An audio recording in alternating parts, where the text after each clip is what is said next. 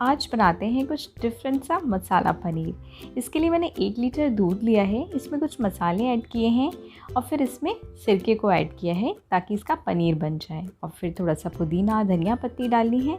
और देखिए कितना कलरफुल ये मसाला पनीर बना है।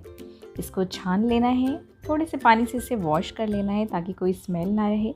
और फिर इसका पानी अच्छे से निकल जाए तब इसमें आप नमक ऐड कर दें और इसको सेट करने के लिए अच्छे से शेप देकर किसी भारी सी चीज़ से ढक कर रख दें और फिर इसे थोड़ी देर के लिए फ्रिज में रख दें तो अच्छे से सेट हो जाएगा। और अब इसको क्यूब्स में कट करते हैं और बस रेडी है ये डिलिशियस हेल्दी पनीर।